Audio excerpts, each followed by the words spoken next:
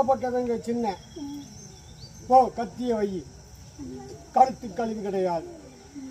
பொண்ணைய பிடிச்சதும் ஓடி போயிருச்சு, ஊதுனது விலகி போயிருச்சு.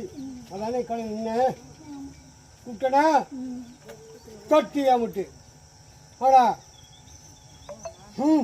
உயிரோடையில இருக்கேன் தொட்டிக்கு. ஓ சரி பார்த்து